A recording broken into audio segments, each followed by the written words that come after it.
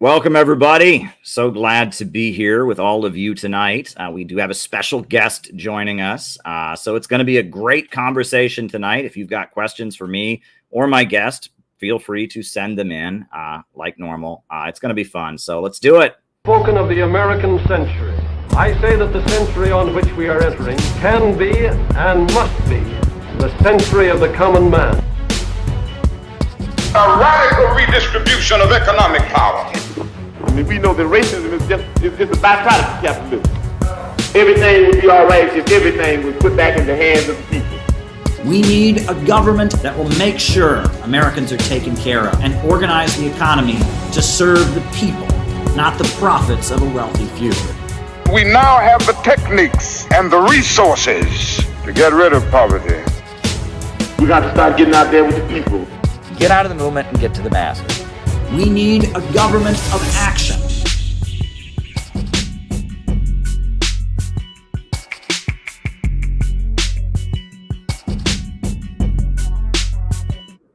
All righty, everybody. Before I bring my guest on, just a quick announcement that every morning on the Center for Political Innovation YouTube channel, we have morning messages. And I just scheduled one for tomorrow. I'm not going to tell you who it's from. It's always a surprise. Different members do them every morning, and they're really, really a great way to stay plugged in with our community. So I'm putting the link in the chat. Go subscribe to the YouTube channel. Go set your notification to watch tomorrow's morning message. It's really great. I just watched it, and it's really inspiring from one of our members. Not going to say who, but it's great every morning. I mean, we have a great morning message. The theme is start your day with revolutionary hope and optimism, and we do them every single day. That is the goal. Every so often we miss a day, but it's not the end of the world. But there we go. So I just want to remind folks to do the morning messages. And quickly, if you feel like submitting a morning message, if you're a friend or an ally or somebody who likes this YouTube channel and you'd like to make a morning message, we have that option as well with this special link that was created by our friend Peter Coffin. You can upload the video here and make a morning message. So if you'd like to submit one, all you have to do is go to that link. You can record it right there with your phone and send it in. It's all about supporting each other and standing with each other and giving people the optimism and hope they need to get through this world amid the pessimism and all the ugly things that we see. So I just want to remind people they have the option of making a morning message. So on that note, I'm going to bring on our guest out in the Pacific Northwest, our good friend, Terri Strange. Hi. How are you? How have you been? How are you doing? I've been all right. Life is plugging along. Very good. Yeah. The Lord gives me things to do each day. So there we go. It's still broad daylight out there where you are. I see the light. It is pitch black here in New York City. It is 4 minutes past 10. So there we go. So the idea that we had for this stream, it came to me. So when I was, chatting with you over the course of the last few months and last year, really, you shared with me that you are religious now and that you are of the faith American Baptist. So I thought I didn't know the different types of Baptist. I know that there's IFB, Independent Fundamental Baptist, and then there's Southern Baptist and all of that. I didn't know all of that. So the other day, just randomly, I looked up American Baptists on Wikipedia, of all places. The one place that is the source of all knowledge, totally not biased or anything. But indeed. And in the Wikipedia page for your denomination, American Baptist, they listed famous people who are of your faith, of your denomination. They listed John D. Rockefeller, which surprised me. But one that they listed was Kamala Harris, the Democratic Party presidential candidate. And I saw that and I thought, no, that can't be. So have you seen Kamala Harris at church on Sunday morning? Do you give her a high five, and walk in? No. Do you do Bible study classes together? I'm just kidding. Go on. So No. What do you make of this? Is Kamala Harris really an American Baptist? Is she really anything? And I would just also say, just to correct maybe your introduction about my faith is Christian. but I belong and I'm a member and am serving in an American Baptist church. Okay. There are things in the denomination that I favor a great deal. So I will say that there's things about it that I think are, drew me in when I decided to join a church. But, it's as far as, being lockstep in line with everything that they believe. I don't know that that's always the case. But I think it's been a good fit for me and been a good place that I can, be a member of a church. Well, anyway, I'm not surprised. I wasn't surprised at all. My first response was kind of to shrug and be like, well, that kind of makes sense, honestly. I don't know about, what her actual religious convictions are. Who can really say? But it wouldn't surprise me that she would gravitate towards that, or maybe have been participant in it, or maybe even had attended it as a young girl. Why? Because of the civil rights history of the American Baptist Church. Okay. American Baptist Church has a strong history of, why it's called the American Baptist Church is because of the split that happened in the Baptist Church because of the Civil War. And the American Baptists were Americans. They were on the side of, abolition of slavery and very strong anti-racist doctrine from very early on.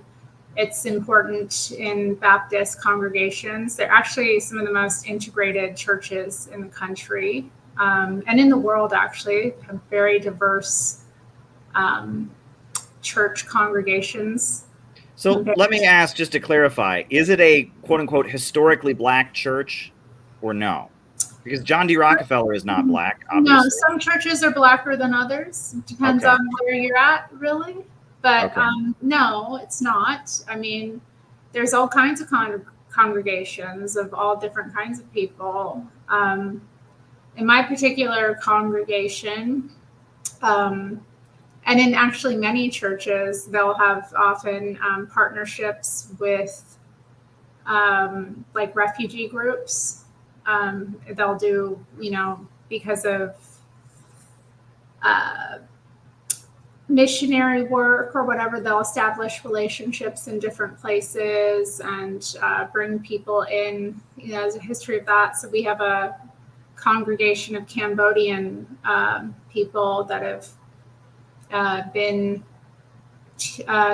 having services in Khmer for 40 years in the Portland area. So it's pretty big in that. There's also a lot of Burmese people in the area as well that are involved in American Baptist. There's also a lot of Spanish-speaking churches. I was kind of touched by that, and I thought it was something interesting. But a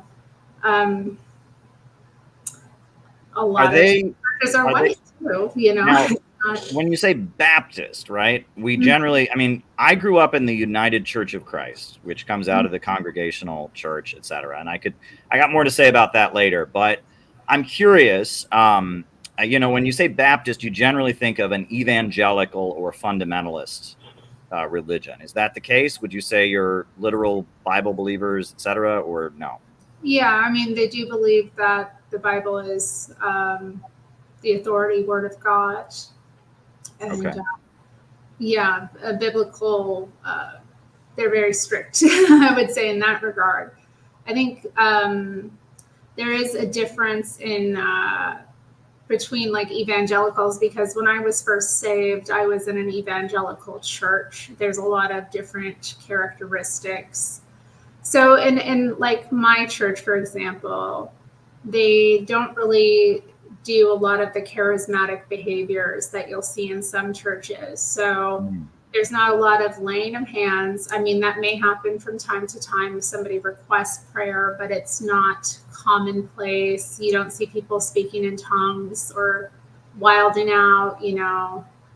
If people raise their hands, it's getting a little bit, wild in the worship. That's about as far as it goes. Sure. So it's a bit conservative in that regard. Is it a creationist church? Do they believe in the 6-day creation? Do they denounce Darwinian evolution? No, not that I've come across. Oh, okay. Interesting. I'm not that, like I said, I'm not that engrossed in it, but there appears to be a diversity of thought about that. Interesting. Okay. Yeah, I don't know that, because it's not exactly, I don't know. How would I characterize that? Definitely believe it's a creationist church in the sense that it's, believes that human beings were created by God and not, some sort of evolution. But I don't know about the 6-day thing, or Okay. haven't come across anything weird like that. Oh, okay. No, I mean, it's interesting. In CPI, we have a member who is a Baptist, good friend of mine. Shout out if you're watching, Gavin. And he is a fundamental Baptist, and he is very much a 6-day creationist. Gavin? Yes. Gavin? Have you met Gavin? Did you get to meet him? I think you met him at one of our events once, right? If I'm not mistaken. I think so. Okay. Maybe not.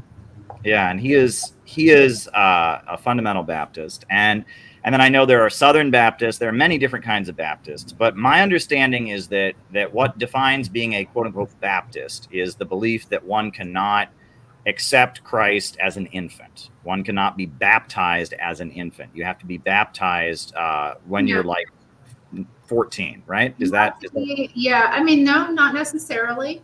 Okay. We have a 8-year-old recently baptized, which was the age I was when I was baptized as well.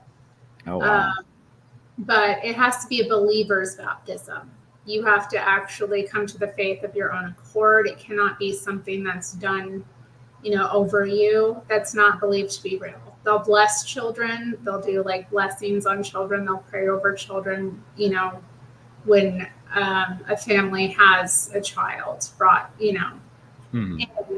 and agree to be a church family to the child, but the child themselves has to, as an individual, choose the baptism as an expression of faith. Yeah, I think Mark Twain, the writer, he was asked, "Do you believe in infant baptism?" And his response was, "Believe in it. I've seen it," which I thought was kind of clever. I know, I think it was in Germany, right? There were the Anabaptists, they were called, that rejected the baptism of infants and were heavily persecuted.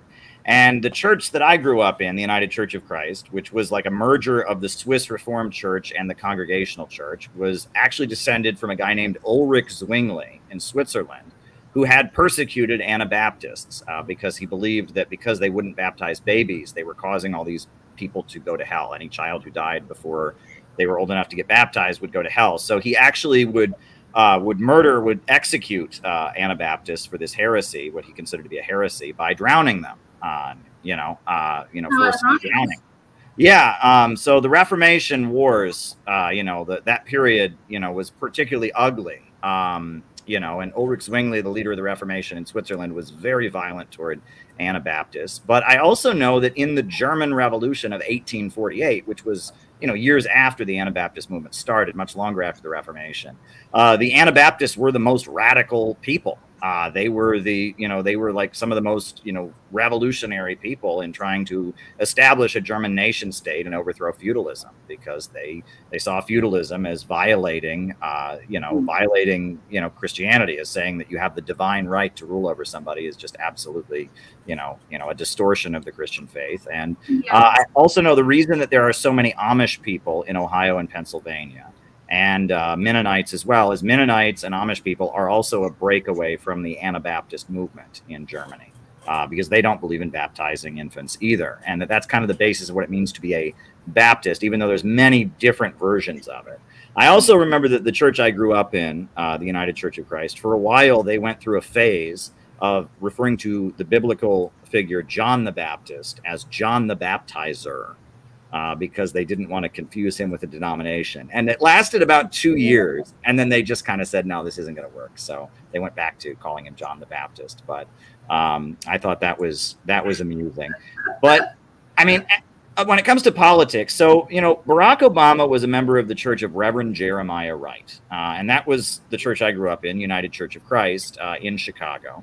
And it was a very large black church in Chicago that was notably pro-LGBT, but was very much, Reverend Jeremiah Wright was kind of into liberation theology, and he had flirted with black nationalism, was friendly. And I actually said on a stream at one point that I thought that, that in a lot of, and it's true that in a lot of major cities, the United Church of Christ is known as just kind of being a church that is pro-LGBT, and in a lot of cases, a majority black church that's pro-LGBT. Now, I grew up in a small town in Ohio, but someone pointed out, someone from Chicago, another member of our community, John McCarthy, in Chicago, he said, well, that is not a fair characterization of Reverend Jeremiah Wright's church at all. They were much more than that. They were pro-LGBT, but they were very much an activist-oriented, kind of a left-wing church, and that Oprah, I guess, was at least nominally a member of Reverend Jeremiah Wright's church, and that it was kind of a church that a lot of Democratic Party politicians in Chicago, especially African Americans, would join, but not really participate in. It was kind of like the memo was they would join on paper, or they would join this church on paper so that they could hold up and say, well, I'm a member of a church, look at this, and they would hold up the United Church of Christ of Reverend Jeremiah Wright. And is that possibly what happened with Kamala? Do you think that she just joined this church on paper? It was kind of, she made a financial arrangement so she could hold it up and say, I'm a church member. Is that possibly what happened? I'm curious. Like I said, there could be so many different things. Just given her parents' history, I don't think it would be odd that she might have been raised in American Baptist Church. But I don't know.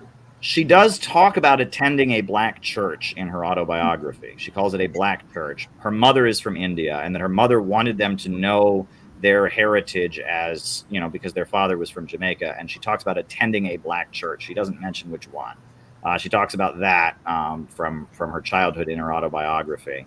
The other thing I was curious about, is that, there are obviously a lot of things about Kamala Harris. Not, first of all, let's just get this out there, right? No one is sinless. No one, lives purely according to the principles, and that just because one has a religious belief doesn't mean if you therefore do something that goes against it, you're a bad person, right? And that's one thing to be very, very clear about, right? Because that's one thing I see a lot of on the internet is people pointing the finger, hypocrite, your religion says blank and you do blank, so you're a hypocrite. Well, we're all hypocrites, right? That is a big part of the Christian worldview, right? Is that all of us fall short of the glory of God. No one is sinless. Would you agree? That is an important point that needs to be made before we even begin to talk about Kamala Harris, right? I believe that people can become sinless through their life. Oh, go on. Through establishing and returning to the Father through Christ. We are, though, born into sin. So it is something that is a separation from God that we have to reconcile through Christ. But after that reconciliation occurs, I think that people can become sinless. Okay. So, am I there? I don't know. Okay. But I don't think it's impossible. I do think there are people who don't sin. Okay. And so let's talk about Kamala Harris in that, we know that her career in San Francisco politics began by being the mistress of Willie Brown. Willie Brown was married and she was his mistress. She was his extramarital lover. And this was very public at the time. She would go to nightclubs with him and stuff, and she was all over the gossip columns of San Francisco as this beautiful young woman who was the arm candy of Willie Brown. Does that sound like American Baptist behavior? No. But it is something that happens. Well, of course. Yeah. So, these things happen. Yeah. Now, what's interesting about Willie Brown, and I learned this, so first of all, there are only 2 books critical of Kamala Harris, right? There are a lot of positive biographies. There's a little children's book you can read to children about how awesome she is. And but there are only 2 critical books of Kamala Harris that have ever been published. I wrote one, and the other came out earlier this year, and it's called Amateur Hour. And it was published by the Washington Times. And I read Amateur Hour, and I learned a lot from that book. They were kind of coming at Kamala Harris from a little bit of a different angle. Washington Times is a Republican Party aligned newspaper. So they were kind of critiquing her from a different angle. And what they said about Kamala Harris, what they pointed out is that Willie Brown, who, she was the mistress of, who became eventually the mayor of San Francisco, that his origins in politics are even more shady.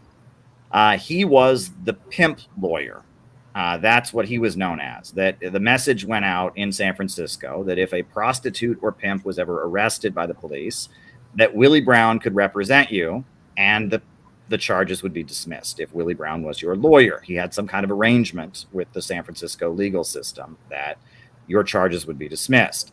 And I read that and my eyebrows went up quite a bit, because that's a particularly, if you're somebody who specializes in representing the sex trade, which, nowadays there's this whole thing about sex work being empowering and all of that. And I don't want to touch that, but we do understand that, in the 1970s in San Francisco, illegal brothels and all of that, we're talking about human trafficking. We're talking about, sexual slavery. We're not talking about, webcam girls. It's a little bit different regardless. Well, regardless, it's, I don't, maybe I don't want to go there. I don't think it's decent or moral or, good for the individuals involved or society generally for prostitution to be occurring. And there's a reason why it's, had the history of repression it has. And there's a reason why in our current era, with the proliferation of so many different forms of what's called sex work, we're having a breakdown of society even further. I mean, it's causing all kinds of problems. But indeed. I think you're making the case about her lover here, that he was an immoral man and she was his mistress, though, which is scandalous. She's not responsible for what he does at the end of the day, but the whole thing is a little bit, when you look at her origin story from that angle. We're talking, we've talked about Donald Harris, we talked about her father, but this is a little bit of a different angle with Willie Brown and with her being his mistress. But I'm also curious about American Baptists and the LGBT thing. Is there a position on that? Because she is at this point, very pro-LGBT. Yeah, and the American Baptist Church isn't. It has come up a few times, I think, in recent history. It's not pro. There are certainly members of the churches who may have some sort of, identity that they hold on to for whatever reason that's in that category, or, are struggling with that in whatever sense. And they're definitely welcome, all people are welcome at the church. But in terms of having people openly serve who are, living that lifestyle and, as a part of affirming the lifestyle, definitely not. That's interesting as well. And I feel like in San Francisco politics for Democrats, it is almost mandatory to be pro-LGBT. That goes back to they had the mayor. Well, first of all, let's talk about that, right? So I think she just died, Dianne Feinstein, right? Dianne Feinstein. Yeah. Oh, yes. So Dianne Feinstein, her nickname was Dorothy because she wore, kind of girly skirts like Dorothy in Wizard of Oz, and that a kind of a slang term for a homosexual was a friend of Dorothy, and that came because the woman who played Dorothy in the original Wizard of Oz movie Judy Garland. Judy Garland, her concerts were known to be LGBT homosexual cruising places. Before homosexuality was legal or widely tolerated in U.S. society, a place that one could find, that gay people could find other gay people, was Judy Garland concerts. And so the term friend of Dorothy became kind of a euphemism for a gay person. And Dianne Feinstein was, what's up? Well, I just want to interject. I think gay men are often attracted to just women like Judy Garland or Dianne Feinstein, like these powerful women, or tragic women characters. I think they have some kind of identity with them to a certain degree, and they can relate to them, and they feel inspired by them. It's commonplace, Yeah. Yeah, and Dianne Feinstein was a member of city council she was a city alderwoman in San Francisco, and her nickname was Dorothy because she was known to associate with the gay community. She had a lot of gay supporters, and San Francisco was like a hub for gay people. And that started because the U.S. military had this policy that if you were found to be gay, you were kicked out. And it started during World War II, but up through the Vietnam War, etc. Generally, where you would get dumped if you got caught being gay in the U.S. military and you were kicked out for being gay was in San Francisco. And so it became kind of a known center of the gay community. And, she was this pro-LGBT, I guess, if you can call it that, or gay-associated, gay-adjacent politician in San Francisco. And she ran for mayor and lost to a guy named George Moscone. And George Moscone was also somewhat pro-LGBT, but George Moscone was like a socialist. He was a social democrat. He was like a Bernie Sanders kind of figure. And some people have said he was like the last far-left mayor of a major city in U.S. history. And he advocated guaranteed employment, and he was very sympathetic to Cuba. He wanted to send delegations from San Francisco to Cuba and such. And that George Moscone was a very far-left mayor. And Dianne Feinstein ran on a platform of he was too far left. He was too far left and extreme. But George Moscone won, and he won the election because he had the support of Reverend Jim Jones. Oh dear. Yes, I'm remembering this a bit. Of the People's Temple, right? Which was this very strange religious sect in San Francisco that they followed this man who believed himself to be the combined reincarnation of Jesus Christ and Lenin in one body. And they eventually all committed mass suicide in Guyana, right? After some revelations came out. So George Moscone got elected, and he appointed Reverend Jim Jones to be the head of the housing board of San Francisco, which was quite an important political appointment. And Reverend Jim Jones was turning the housing board meetings into like religious revival meetings where he would preach his kind of weird apocalyptic, communist Christian, whatever, message. And, and he did faith healings and things like that. And then revelations started to come out about Reverend Jim Jones and some of his practices of, group sex and all kinds of things within the church that were, not considered good. So Reverend Jim Jones started moving all of his followers to Guyana. And then in Guyana, members of Congress went down to Guyana to inspect it because there were rumors that there were people there who wanted to leave, who were trapped or something like that. So they went down there, and a couple people wanted to leave with the members of Congress. The members of Congress were then shot on the airstrip. And then in Guyana, there was, it's generally called a mass suicide, but that's not exactly correct. It was, because some of the people that were murdered. Yeah, were murdered. Some of them, many of them were children. Many of them had it injected or were shot. I mean, it was a mass death. And until 9/11, it was the biggest death of American citizens in one single spot. American civilians that had ever been. At least 900 people died in the Jonestown incident. And George Moscone had been associated, had appointed this guy, the housing board commissioner, and all of that. So George Moscone was still the mayor of San Francisco. And Dianne Feinstein was, a member, was a city alderwoman. So then, 2 weeks later, not, a little bit suspicious timing, 2 weeks later, a former police officer got into City Hall. He came in through a window and avoided the metal detector. And he came in and he murdered George Moscone. and he murdered also Harvey Milk, who was a gay elected official in San Francisco. He shot them both. And Dianne Feinstein is the one who discovered their bodies. And within hours of their deaths, she was on the City Hall steps taking the oath, and she became mayor of San Francisco in the aftermath of the Jonestown incident and the murder of George Moscone and Harvey Milk. You want to talk about shady politics? I mean, that is like what was going on there. Now, I believe it was Dan White was the guy who shot George Moscone and Harvey Milk. Dan White received a 2-year sentence for killing the mayor of a major city. He received a 2-year prison sentence because he used the infamous Twinkie defense. And he said that he had eaten a lot of junk food and it had caused him to have a mental health breakdown that caused him to murder the mayor. After he, served his 2-year sentence, he then committed suicide under questionable circumstances.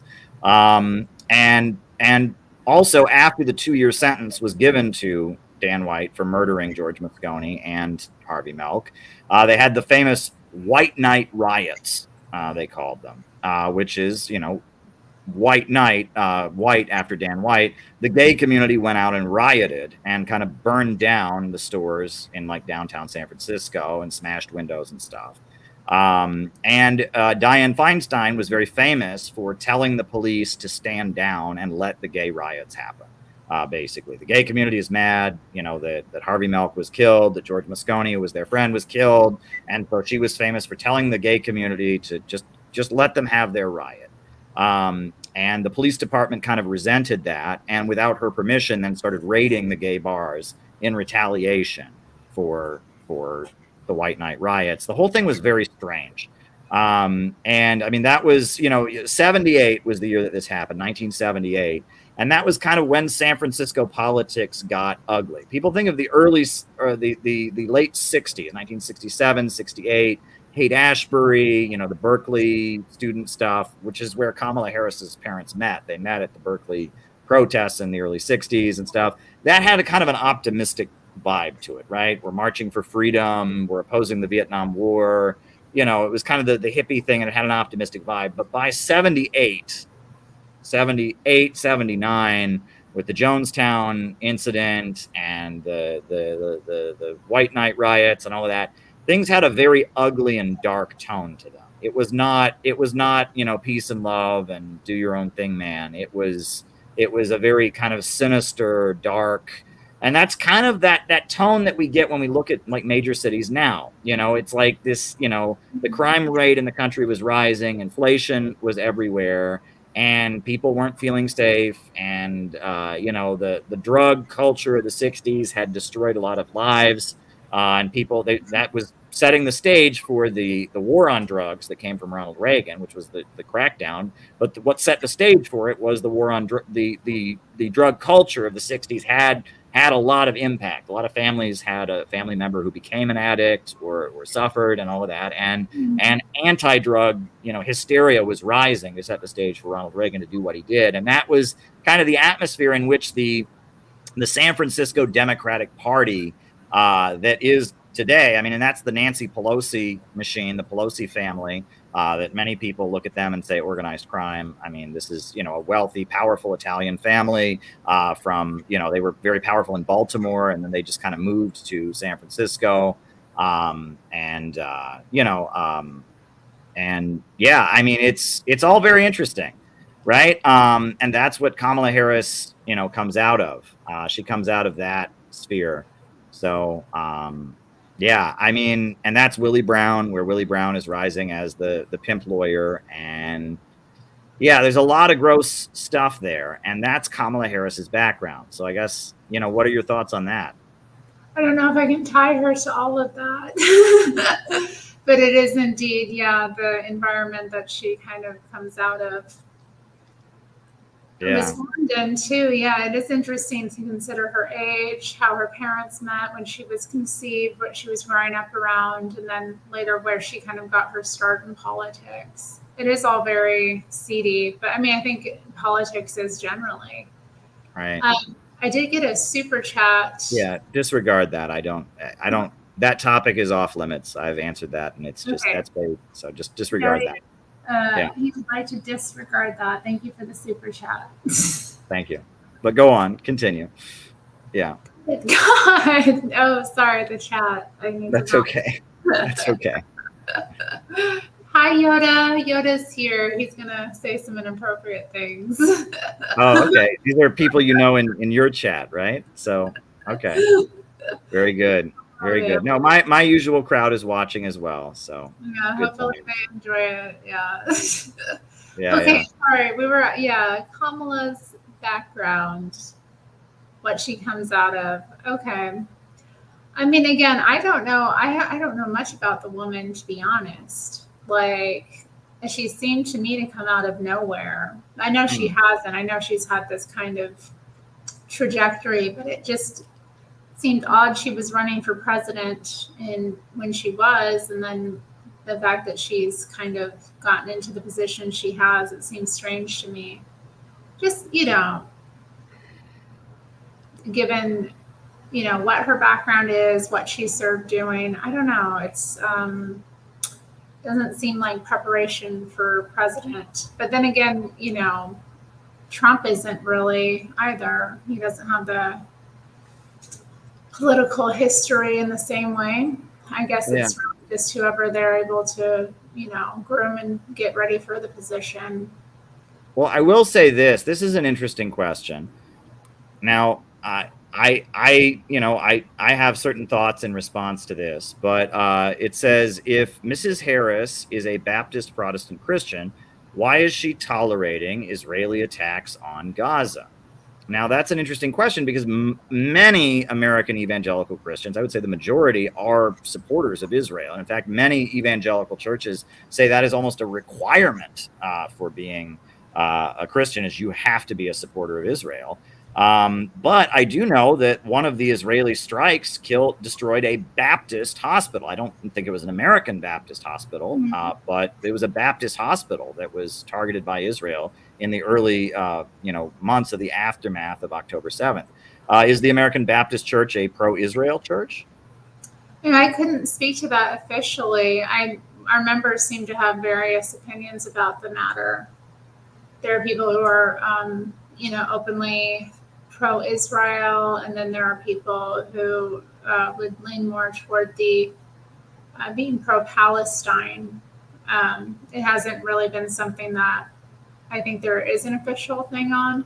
After October 7th, as a church, we all prayed, and we prayed for several weeks regarding the war, and we still do sometimes, but there hasn't seemed to be an official position that I could speak to, but I may be wrong.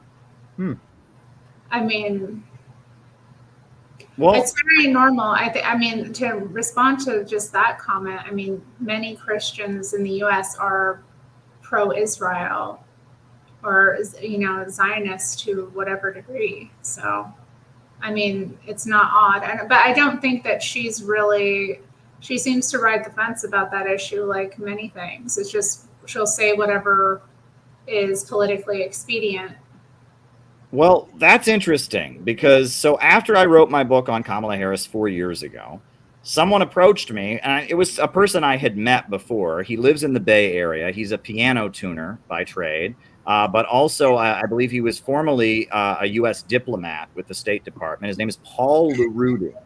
And Paul LaRudy, I met him through his pro-Syria activism, but he's been a pro-Palestine activist in the Bay Area for many decades. And he's of Iranian descent. His family was born in Iran, but to a Christian family of missionaries that were there. And his name is Paul LaRudy. And he's been pro-Palestine. And he says that Kamala Harris is basically an Israeli creation. That when she was California district attorney, she got like an all expenses paid trip to Israel. She was kind of unknown. That was her first big electoral victory. And then she came back to the United States, and she wanted to have, a meeting with pro-Palestine activists so that she said she could talk to both sides. And they walked into the room, and he walked into the room to meet with Kamala Harris, and she didn't give them she didn't have anything to say to them. She didn't listen to them. She just, just like, okay, talk. All right, thanks. No questions, nothing. She didn't want to engage with them at all. And that her profile started rising after that trip to Israel. And that's how she started to gain influence on the national stage. And she continues to fly to Israel pretty frequently. And after she got into the U.S. Senate and all of that, and that she is very much Israeli approved, etc. Now, though, go on, please. Yeah. Well, I mean, maybe you're going to get into it, but wasn't she recently didn't she have a meeting with Netanyahu that she didn't attend?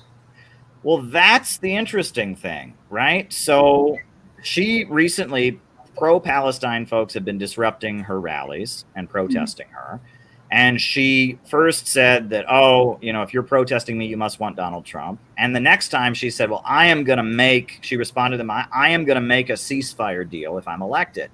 Well, the thing is, she's already elected. I mean, Joe Biden's not running the country. Joe Biden is not running the country.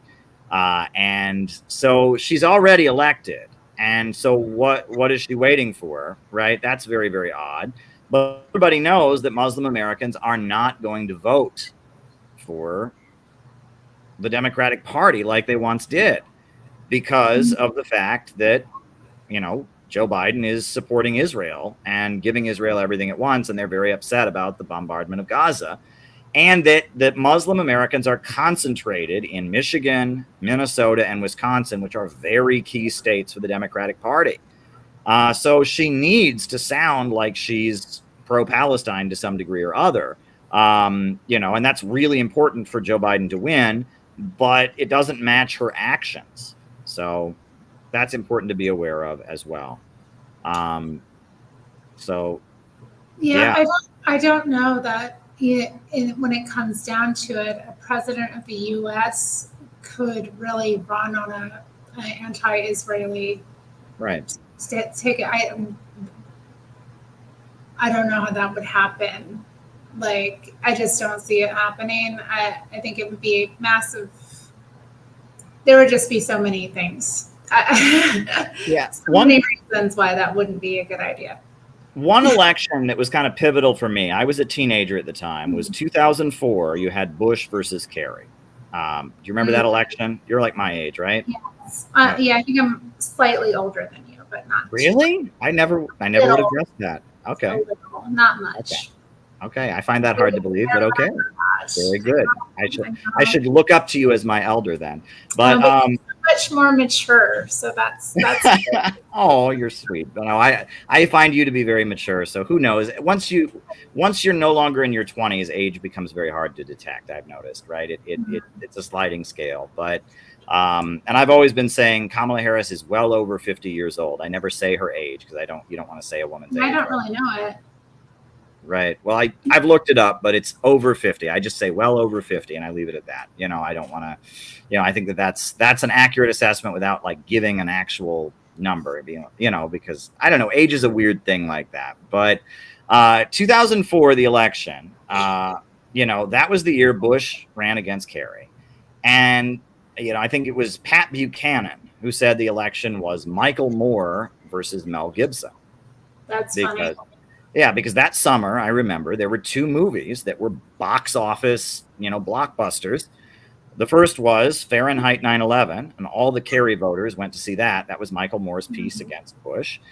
And the other was The Passion of the Christ by Mel Gibson, which was Mel Gibson's very religious film about the persecution and death of Christ. And have you seen The Passion of the Christ?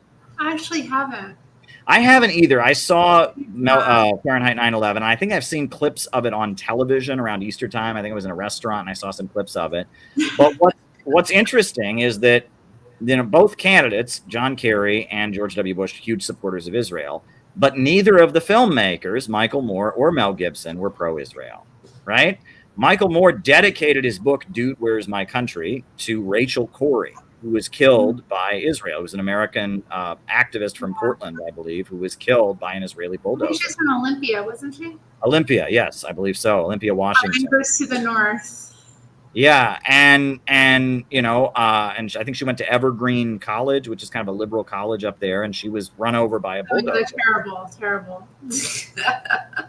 Yeah, and then Mel Gibson, his father is a traditionalist. I think he himself is also a traditionalist Catholic, but his father, there was a big thing about his father doesn't believe that the Holocaust happened, or at least questions the Holocaust. And Mel Gibson, was drunk and made a lot of comments about Jews and such. And a lot of Jewish folks were offended by the movie The Passion of the Christ. They argued that some of the emphasis, some of the lines in the movie were like blaming Jews for killing Jesus. And so it was weird because it was like the American political establishment that is pro-Israel on both sides, both of them were kind of using filmmakers that were anti-Israel to like stoke up their base. And I thought that was interesting, right? That, you had people on the right that are anti-Israel, you had people on the left that are anti-Israel, and then both of the candidates were pro-Israel. And that kind of points to the dynamic of American politics and how weird these things can be. So, I mean, what do you think of that? Yeah, I don't remember that being said, but I guess things have shifted then. But I don't know. I mean, let's look at John Kerry and George Bush, not the filmmakers they're compared to, really. Mm-hmm. I don't know. I don't remember John Kerry's political involvement or his stances anymore. And, at the time, like I knew I wasn't going to be voting for either of them, so I didn't really pay much attention to either of them. Yeah. Who did I vote for that year? Let me think. What year was that?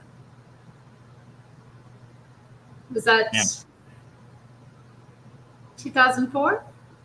2004, yes. That was the year, 2004, mm-hmm. 2004 election.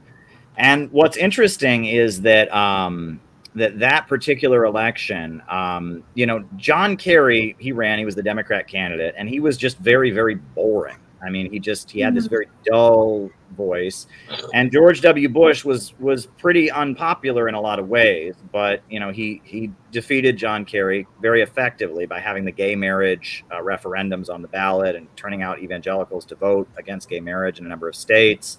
And they had the famous Swift boat ads questioning John Kerry's military record, etc.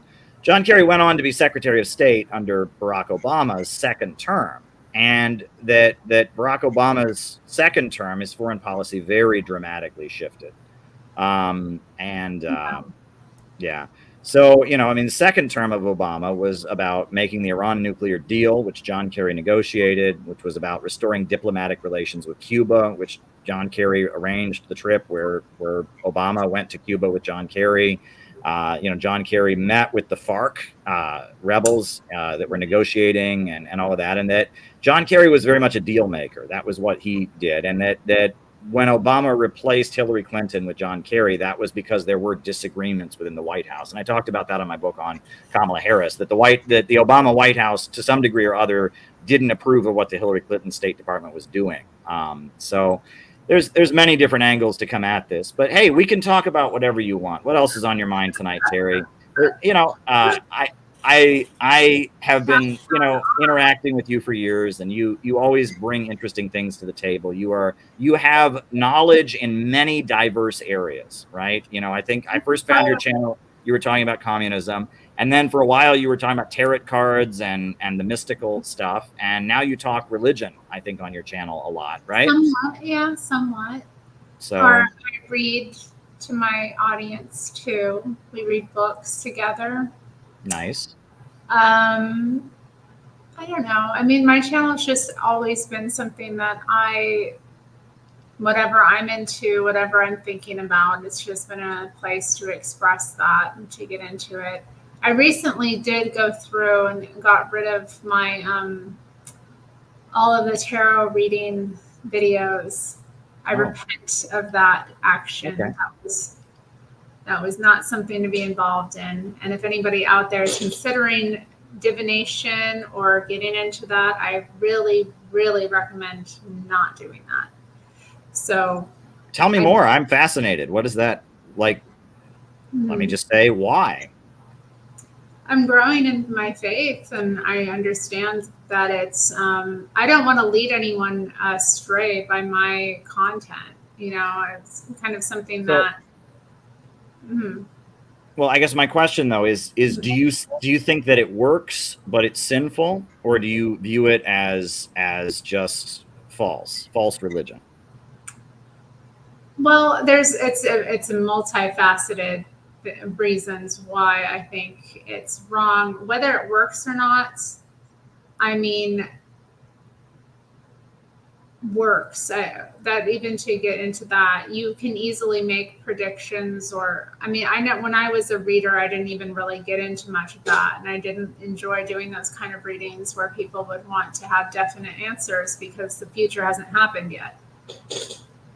So I can give you, or somebody could give you a reading based on what the facts of the matter are today, but those things can change, and human beings are fickle and they're influenced by all kinds of things.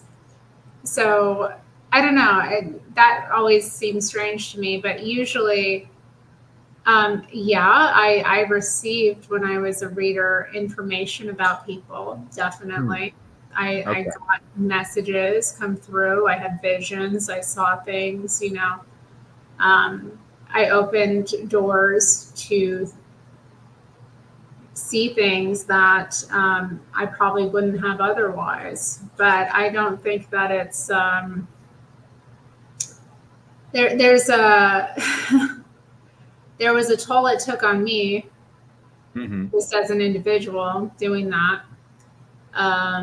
And then the other thing about it that I think the first reason why I kind of gave it up was that I started to see that it was wrong to be going to these things before going to God, and to be relying on these things instead of relying on our faith, But then, I've kind of understood more the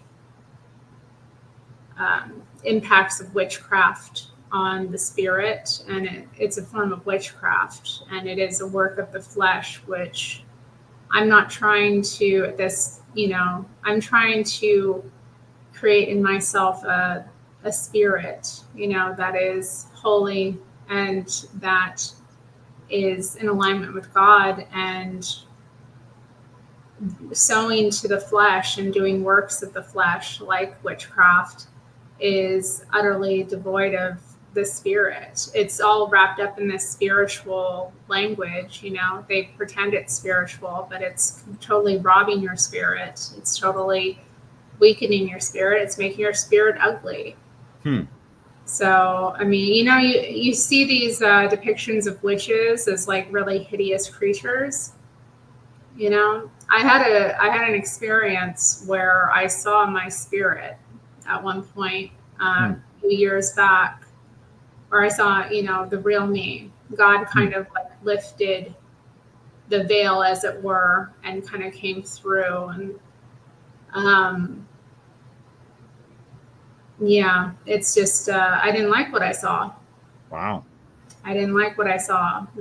I like my appearance generally when I look in the mirror. I'm like, all right, But what I saw that day was not pretty, but I knew it was me. I recognized it.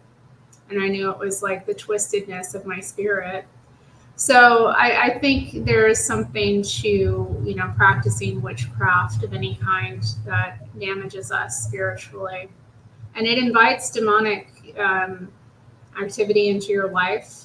My life was not good when I was in these practices. And as I've given them up, I've gotten a lot lighter. There's a lot less spiritual warfare going on. I don't recommend people get involved in that kind of thing. And my involvement was wrong. So. Well, I have plenty to say on that. But before I do that, I'm actually going to make an announcement because we are getting some super chats here. So what I generally do is I do the opening remarks, then I do the roll call, and then we answer super chats. So I think what we'll do, since you have time, right? You're not like on a schedule or anything. Yeah, I mean, I'd like to be off by 9. So. Okay. What we'll do is after we go back and forth on this for a little while longer, we'll do a roll call, and we can if you want to help me call off names, that'll be fun. And then we'll answer people's super chat questions. So this is the first time I've done a joint thing like this, right? We've kind of done, but we'll just do the super chats together, so people can ask super chats to us both, and we'll answer them together. So that's the way we'll do it. So if you have something for the second half of the show for Terry and I to answer, send a super chat, and we'll answer it together. If it's specifically for one person, there we go. So there you go. So now back to the conversation. I can't relate to the witchcraft angle, really. I will say that one thing that surprised me was, my father is very much a scientific guy, a biologist, and very much, skeptical of religion in a lot of ways. The town I grew up in was very conservative and evangelical. So when I moved to like a more liberal area to go to college, I assumed that the people that were less religious would be like my dad. And what I didn't realize was that a lot of people that are not Christian religious, they do the witchcraft thing.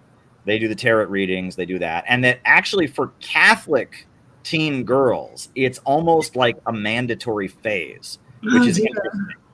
For girls that are Roman Catholic, like at some point when they're a teenager, they get kind of feminist and they get into the tarot reading Wicca thing. It's like almost a phase they go through before they go back to being Catholic or stop being religious or whatever. And I thought that was interesting.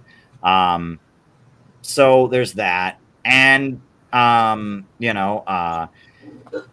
then I guess I do what I can relate to, because I never really got into the witchcraft thing. What I can relate to is that with my return to Christ and my return to Christianity, it was very much about getting over the bitterness, right? It was for me that my politics, I had gotten into communism and I had been very angry as a young man, and that I had kind of embraced a very angry way of being. I had a lot of anger. I had a lot of resentment.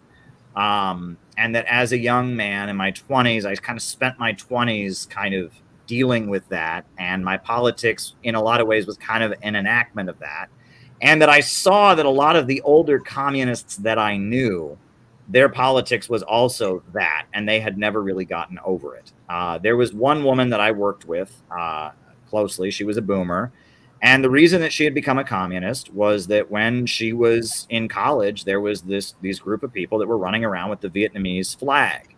Now, I would respect that. You're supporting the Vietnamese people in the struggle for national liberation against imperialism. But having gotten to know this woman, it wasn't that. It was they were being bad. They were waving the flag of the enemy. You know what I mean? And that I knew this woman, she kind of enjoyed lying to people. It was almost like a game she would play to lie to people. It kind of like thrilled her to lie and manipulate, people. And that she very much hated anything to do with Christianity because she saw it as the rules, as people telling her what to do. And that there was kind of this boomer teen rebellion contrarianism. That was what had made her a communist, right? And it was like she was kind of titillated by the idea of being bad, right? And as I got to know her, I worked closely with her, I didn't want to be that way. And I kind of realized that it took me years to kind of really put it together, but it's like, despite all of my anger, despite all of my resentment, I had become a communist because I wanted to be good, right? And she had become a communist, and a lot of these boomers had become communists because they wanted to be bad, right? It was being a communist was being the devil in America. And, and they were kind of titillated by the idea of being the devil, being evil, right? And I think that realizing that was not who I was, but also traveling and visiting anti-imperialist countries. And through my experiences trying to bring medical aid to Yemen and through my experiences in Iran, realizing how important the work that we do is, right? All of that led to a religious experience in the Gulf of Aden that caused me to return to my faith. And so I feel like I can relate to that when you talk about what the witchcraft was doing to you, right? I think it's a similar thing. It's not exactly the same, but it's a similar thing. I feel that my soul, I gave off a very angry vibe I didn't smile very much. I was resentful. It was not, I feel like I've become a much more pleasant person to be around, and I have a much more positive and optimistic look on life as a result of rediscovering my faith. And that kind of came with that. So in that sense, I can relate to what you're saying. Does that, feel familiar? Does it seem similar in a way? Sure. I mean, I had a spirit of rebellion in me for a long time. I don't know if it ever that's exactly what attracted me to communism exactly. Maybe it to a certain degree. I guess I did have an anti-authoritarianism just because, like, I always knew I wasn't getting the full story, and I always had a distrust of authority in the education system. So I kind of had to go out on my own and, learn for myself. I don't like anyone, and I still to this day, and I will never let anyone tell me, who my enemies are, who my friends are either. That's for me to decide and me to figure out. That's not, for the educational system to tell me, or, media or whatever. So I think, in my youth, being attracted to that was part of it. I also just was attracted to, the idea of it, I think, overall. So I think there was some rebellion in it for me. I definitely noticed it in people too. And it is hard to keep that kind of spirit going in a body. It does destroy people. I mean, people come down with all kinds of maladies from it. So I think a lot of things in my life, a lot of periods in my life have been a result of that spirit of rebellion that made a home in me, and that was like using me to create havoc in the world. So I don't know. Good question. I do think there's parallels. I mean, everybody is facing the same spiritual battle at the end of the day. It looks different in different people, but at the end of the day, it's a spirit of anger. We're facing good and evil in people.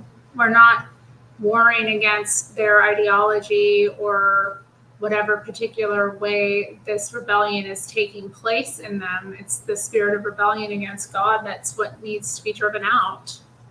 So we make a mistake when we look at the fleshly thing, the identity that they're having, whatever sort of approach they're taking to life. That's not it. It's the spirit that's driving them. Interesting. Okay, so do you want to do the roll call now? And then it looks like we have a lot of super chats to answer. No, I'm not sure if I'm going to be able to find all of mine. Well, I've got them. I can put them on the screen. Awesome. Okay. Yeah, let's do a roll call. So all right. My viewers aren't used to the roll call, but this is a great part of Caleb's stream. So I hope. Yeah, I can put them on the stream too. Both of our chats are in the StreamYard. So, all right, names and locations, folks. Names and locations. Terri and I will call you out as we see you. Names and locations. Names and locations. Who is with us tonight? Who is with us? Names and locations. I'll do my people. You do yours. All right. Very good. So I'll put some of yours on the screen. And all right. So Ryan in Kansas City. Hi, Ryan. Okay. Oh, hold up. They're going by very fast. So there we go. Ryan in Kansas City. Zenny. That's one of yours. That's Zenny. So. Zenny is in communist Canada. Josh is in California, I think. Okay. Gavin, okay. Illinois. All right. And we got April and Chris in Salt Lake City. Original King Alpha in Tennessee. Sam from Missouri. F.U. Tommy in Australia. Mr. Chip in Montreal. Very, very good. Right. Z in a remote location. He's not putting it out. Cali, that's one of yours. Cali vibes. Okay. Yes. Josh. I already said Josh and Cali. Tomas from Malaysia. Hi, Tomas. Very good. Balthazar in Oakland, which we talked about a lot earlier. That was like a focus of our stream earlier, was Oakland. So there you go. Right? Very good. Don't post anything Tar Baby Yoda says. Okay. We got Jorge in Europa Valley. Very, very good. Doc Green in Winder, Georgia. Good friend. Flower farmer. Good woman. Hi. Very good. All right. All right. Anybody else? Names and locations, folks. Names and locations. This is interesting. So I have a flavor saver goatee. So there we go. Unanimous in Woodland, California. Does he mean anonymous or is that what he means? Or unanimous? I don't know. Leo in Woodland. Awesome. Very good. Very good. Okay. Anybody else? Names and locations. Oh, Molly McGuire in Orange County. Good person. She's great. I think I if I'm not mistaken, I think I met her when I spoke out in LA about peaceful reunification of the Korean Peninsula, if I'm not mistaken. So there we go. All right. Juan from Italia. Very good. Anybody else? Names and locations.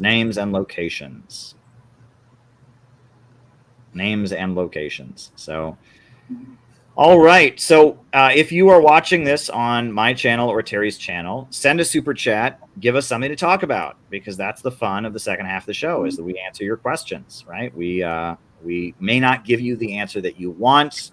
There's a couple topics that are troll topics that are off limits, but for the most part, I try to answer every question that comes in. Unless people are just trying to create trouble, which, this is the internet, so there is some of that. But for the most part, I try to answer every question. So there's a couple that have come in on your channel and a couple that have come in on mine already. I've got 4 in the works already, 4 super chats. If you have any more questions for me and Terry, just send them in. So first one is Battle Cossack.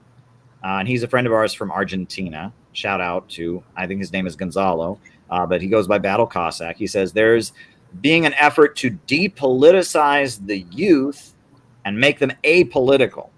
How do we combat this? What do you think, Terry? Do we need to combat it?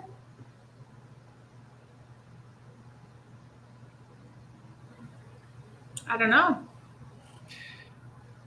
I feel like what you resist persists, right? I don't know.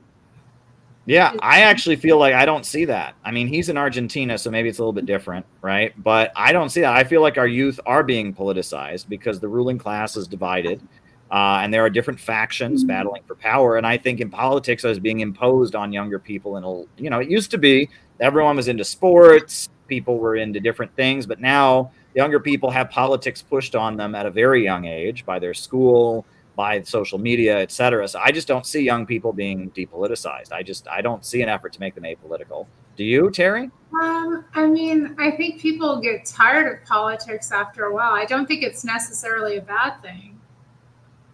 I don't know. Maybe I've been depoliticized to a certain degree. I don't know that I have. I still hang out with a lot of politically minded people. I enjoy being around them and hearing their ideas expressed. But for me, I'm not very political, I would say, personally.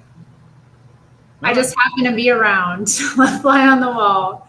I don't think they're just trends. You don't really need to worry about it.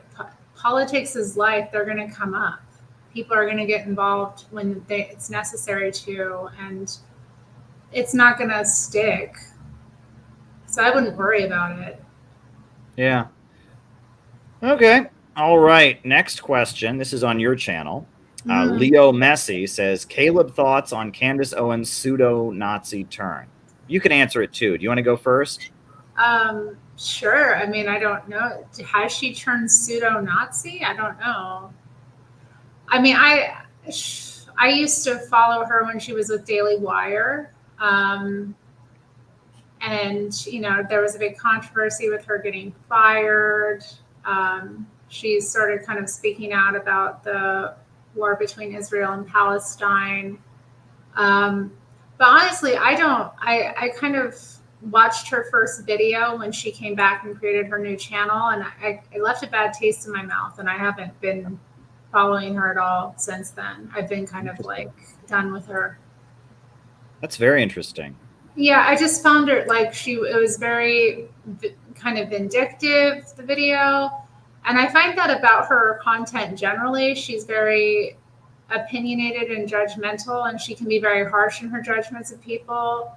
And I just feel like where she's at in her life, it seems odd that she, as a conservative woman, is still so invested in this very like egotistical career of hers. I don't know. Those are my kind of opinions about her. Interesting. Very interesting. So I guess I will say that I just found Candace Owens to be a generally kind of boring. She was like the next generation of conservatainment, right? It was like Rush Limbaugh is, got old and died, and so now they rolled out Charlie Kirk and Candace Owens and people like that. I just kind of found her to be uninteresting, really, PragerU or whatever, until she started criticizing Israel, got fired from the Daily Wire. She had kind of a fight with Ben Shapiro. And, I don't know. The person said pseudo-Nazi. I don't know if that's the case, right? I think she's anti-Israel more than any mainstream conservative. And I think that, there is some overlap between her and Nick Fuentes. And Nick Fuentes is, fascist. I mean, he is, identifies with white nationalism, criticizes the Holocaust, that kind of thing. I don't know much about him, honestly, either. Yeah, well, Nick Fuentes, who I really don't like. I just don't like to hear him talk. Everything about him just seems smarmy and rude, and he is a racist, and he's an anti-Semite blatantly, and it's insult. It's like this weird far-right insult comedy that is popular among some conservative young men. They like it because they find it edgy. And I've actually had a theory about Nick Fuentes for a while that he is there to supplant any genuine far-right movement. He's not an activist. He's just a rude guy on the internet. You know what I'm saying? And he's been blasted like you wouldn't believe. They tend to suppress far-right content, and I don't want there to be a Nazi movement in general. I don't want a racist mass movement. So it's probably good that he's there to supplant such a thing, but he's blasted everywhere. I don't follow him. I never tweet about him, but I get his tweets showing up in my Twitter thing constantly, which is very odd. And that he's this young man who is kind of a racist shock jock, kind of, and then he kind of goes to war with any genuine far right, like Nazi organizing, any white supremacist organizer. He they're cringe, they're LARP, they're stupid, and so I have a feeling that he's been boosted, to play that role, to kind of supplant any. Yeah, is he kind of like a destiny figure, but for the right, I would say? Kind of, yeah, I kind of got that impression too. He's like a fake right, Yeah, and that's kind of how they're controlling, because this happens in all the dissident spaces, the far right, the far left. Obviously, there's names that come to mind.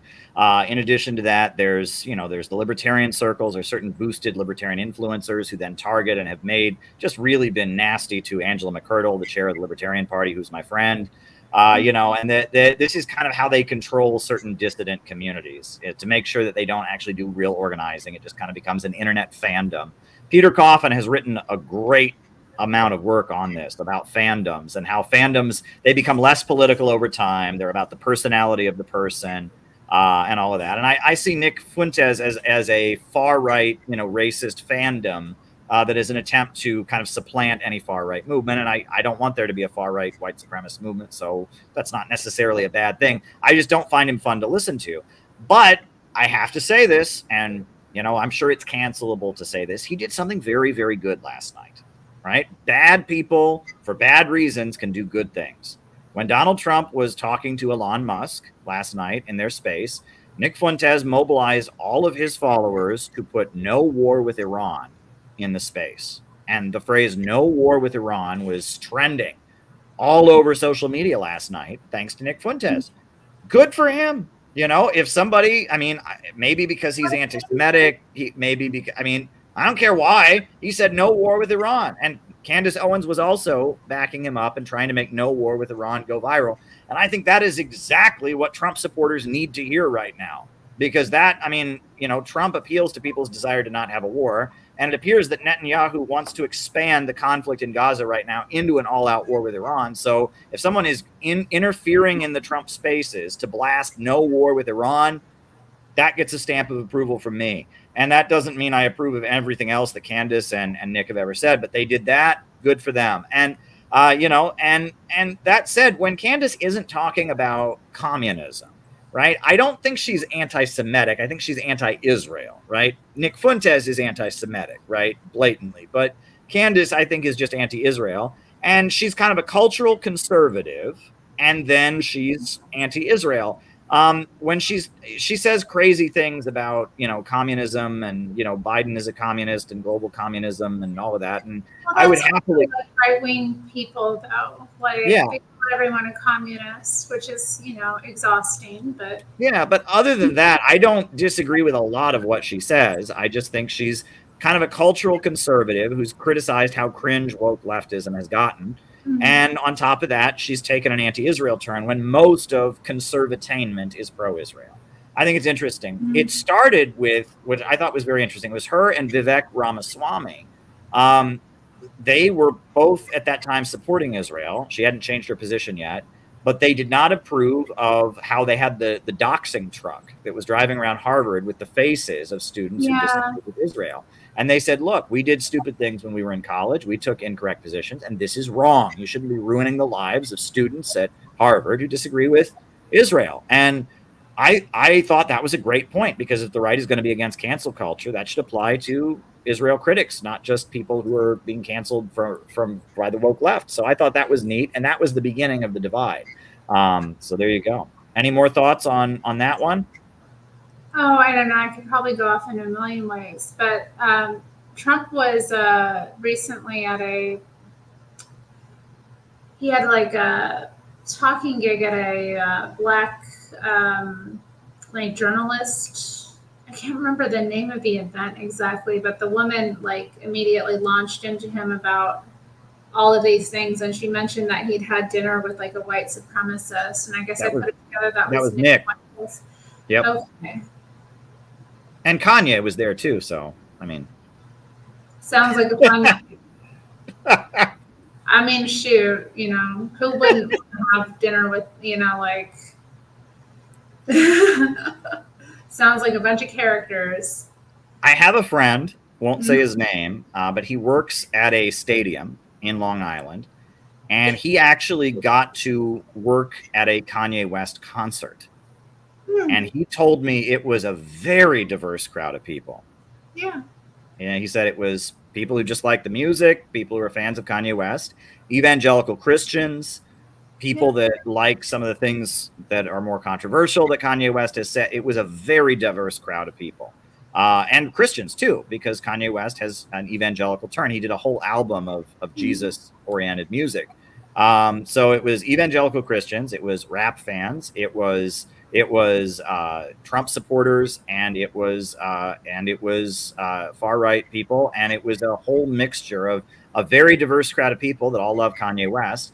And he said that the concert was like it was announced and it was held like the next day, because if they had given enough time for it, there would have been protests and outrage, and the venue would have gotten boycotted and stuff. So they just it was announced, and then they had it the next day. But the auditorium was full of people to see Kanye West. So we live in strange times. I will say that much. Well, he's an interesting figure, I have to say. Indeed. All right, next question. It's well documented that demons are anti-Christian and anti-communist. Does this suggest that Christians and communists are both the good guys? That's Gavin, by the way, our Baptist member. Gavin. So he's not an American Baptist like you. He's a fundamental Baptist. So there's a difference. And Gavin would know the difference. That's what we love him for. So there we go. I don't know anything about demons being anti-communist or not. I mean, what? Well, I would say, Gavin, documented by who? I'm amused by that, and I think that's certainly interesting. And I would argue that the good side of communism, not the bad side, not the satanic rebellion side, but the good side is in line with Christianity. And I really recommend people read The Foundations of Christianity by Karl Kautsky, because even though that book is not, you may disagree with it theologically, the book does argue that Christianity was the proletarian movement of ancient Rome, and it makes definitely appealed. Yeah, it definitely had mass appeal because of that. Yeah, I agree with that. Yeah, so I think that's pretty cool. Gavin says it's documented by Professor John Mack of Harvard University and many others. So, Gavin, how did John Mack interact with these demons? Like, what are you talking about? You kind of lost us here. You know, I'm open to this, but what do you mean? Like there you go. Is that your cat? Mm-hmm. You might want to get on cam. Come on. All right. Come on, you can do it. There we go.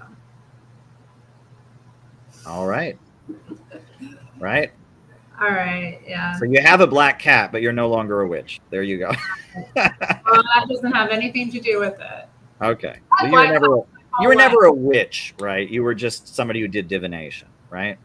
Oh, yes, I was. There's probably somebody who just walked into the stream and heard me say that and thought Caleb is the meanest, nastiest person. He just wait. You definitely was a witch. Yes. You were a witch. Okay. Mm-hmm. Wow. Okay. Well, then I don't feel guilty for saying what I just said. Yes. So there you go. There's probably somebody who had no idea about our previous conversation, who's tuned in and heard me saying, but you're no longer a witch. And they're like, my goodness, Caleb, you're being so rude to this, your ladyship, my lady, who tuned into your channel. But there you go. You were a witch. Pronouns. Yes. Yeah. There you go. You were a witch. Interested. Yeah. Very good. Okay, next question. Gavin, we just don't know enough about it, but we're amused. We're amused. You know what I mean? There is good and evil in all people. It operates through people. You just have to be able to read the spirits. All right. Very good. More super chats are coming in. This is a fruitful stream. Awesome. Yeah. Do you have any thoughts about the abiotic oil theory held by the Soviet Union and some other Eastern governments, which say that oil doesn't come from fossils? Abiotic. I've never heard of that, but I don't think it would be untrue. I don't think, that it all does come from fossils. Well, I got to say, look, if there's anything about oil, the Russians would know it. All right. If there's anybody who knows oil very, very well, it's the Russians. So if the Russians are saying something about oil, I tend to believe that they would know what they are talking about. I really doubt they would just be completely off when it comes to oil, because the whole way Putin saved their economy was by putting oil under public ownership. Interestingly enough, the Soviet Union's oil industry was created by Fred Koch, who was the father of the Koch brothers.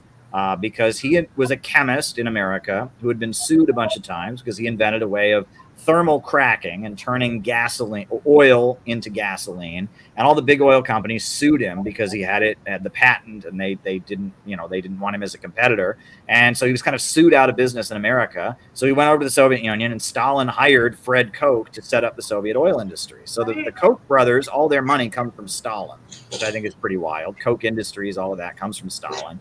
But he was a wild anti-communist when he came back to the U.S. because he saw how efficient the Soviet system was, and he was terrified of it. And he was also aware of the political repression that went on. And I think, that's why the Koch brothers became like libertarians, free market advocates. And that's kind of interesting as well. The other thing is that peak oil. I remember peak oil. Yeah, I remember that. And that was malarkey. And peak oil, it was everywhere. It was considered, we're going to run out of oil in the next decade. It didn't happen. They invented deep sea drilling, hydraulic fracking. It was absurd. But it was a kind of a conspiracy theory or an eco-apocalypse scenario that was being pushed by the degrowth crowd. And it was actually big oil companies that were pushing the peak oil theory. because they want scarcity of oil, because the less oil there is, the more it's worth. And so if less people use gasoline and you drill less and all of that, then the value of oil goes up, right? It's supply and demand. And big oil companies are actually the biggest supporters of environmentalism because they'll get to write the laws because they're big, and their competitor is little oil companies that will not get to write the laws. And the fracking cowboys, they call them, the fracking companies, they tend to be lower level capitalists. The developing countries like Venezuela and Iran that have their own oil, right? So it tends to be the big ultra monopolies that push these peak oil. There's just not enough oil. We're going to run out of it, etc. scenarios. Russia is a big opponent of that. Russia has called out a lot of that. And so if Russia has a different theory about where oil comes from, I would be more likely to believe that than what the major oil companies in the West are putting out. Now, that said, science, I am not a scientist, so I have no knowledge of any of this, right? I'm not a petroleum geologist. I have no idea.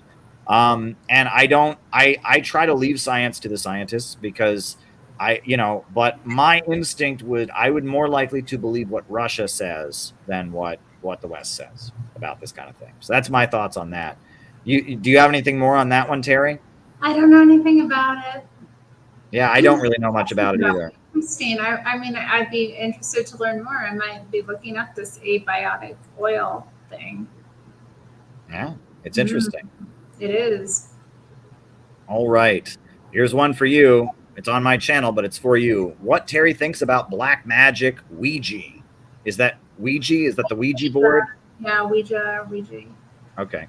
Well, I think you shouldn't play around with these things. Like I said earlier, Ouija board is another tool of divination. You have a board with letters, some words on it, numbers, and then you have a planchard that you move around, to spell out words or ask questions. It's another thing that is a form of divination, and we're not to be playing around with these things. So I'll just say that it's just another form of divination, and it's, not something that we're supposed to be going to, I think there's something, again, about having faith. We're not supposed to be seeking answers from anything but God. We're supposed to put our faith in that, not in the material world, not in these tools. And now black magic is just a term used for a type of magic that is generally Saturnian. So what does that mean? Saturnian. So there's different, it's broadly, people have different ideas about it, but when we talk about black magic, we're talking about magic that's on that polarity of restriction, of kind of heaviness, of difficulty. So Saturnian would refer to the planet Saturn, and a lot of magicians utilize the different planetary alignments in their magic. So a black magician would generally be more Saturnian in nature. This is why they wear all black. It's why black is a power color. If you want to get into it, there's reasons for this. The six-pointed star, for example, is another Saturnian image. There's all kinds of connections to that in the occult. So, I don't think it's necessarily bad. Black doesn't mean bad necessarily. There's a difference between black and baneful, but at the end of the day, we're not supposed to be practicing magic. All right.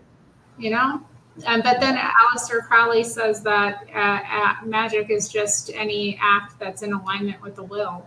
So technically, maybe everything is magic, but we should be, if that is the case, then our words should be speaking goodness into the world and, speaking abundance and speaking what is godly and holy. So Yeah, I don't think you should mess around with that stuff. All right. I'll take that for an answer. All right. Caleb, a Kanye music fan or too edgy?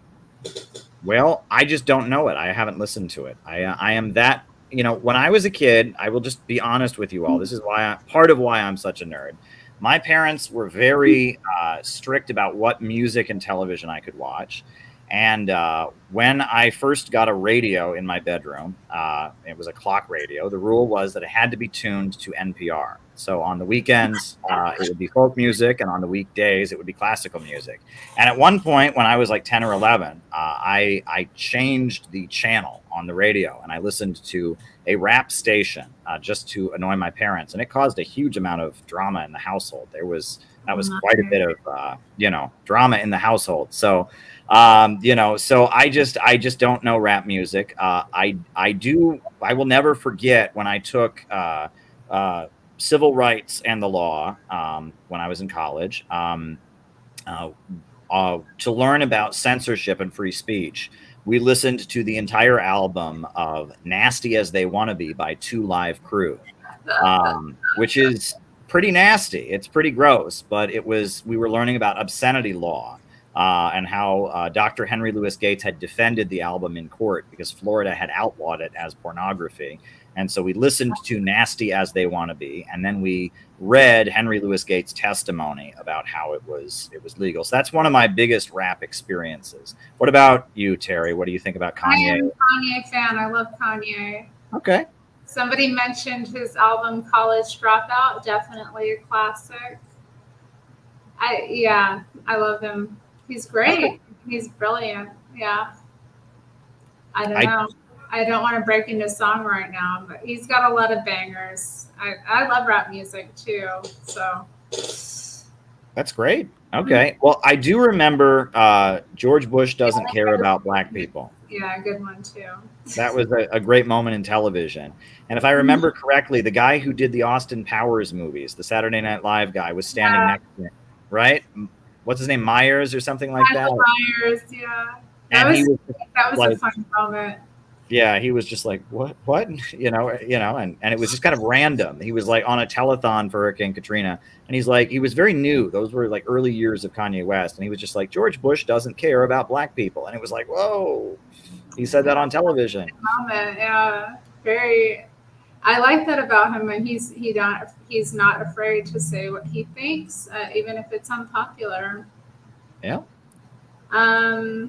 Yeah, he still gets in trouble today for his comments. And, he got in that big controversy about like Jewish businessmen. He said something about that got all put out of order. I mean, I felt like, it was just people were freaking out at him about something that I hear plenty of people say, and also just,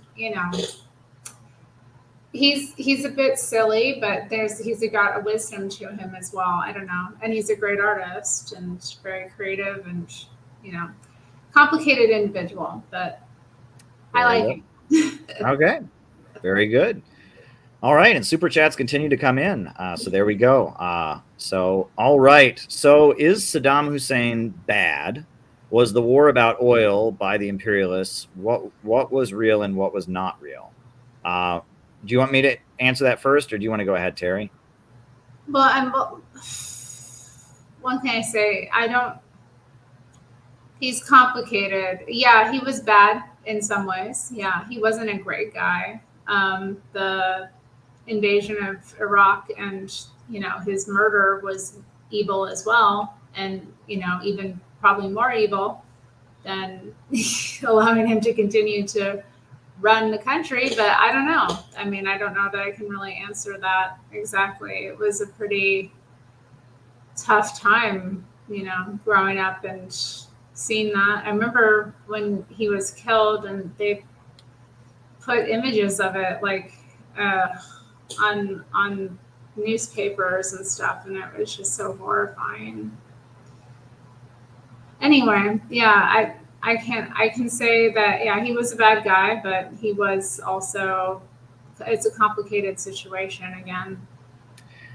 Yeah, so my take on that definitely a nuanced one. So first of all, I do think that Iraq was a socialist country under his leadership, right? Which generally Marxists will say, well, it wasn't a communist Marxist-Leninist government, but I think that Ba'athist Arab socialism was socialism, and I think that Syria is a socialist country under Bashar Assad and the Ba'athist Arab Socialist Party, and I think that Iraq was as well. I think Saddam Hussein was a leader of the Arab people in their national liberation struggle. He nationalized the oil, and he created a lot of infrastructure, and he raised a lot of people out of poverty, and he did some good things.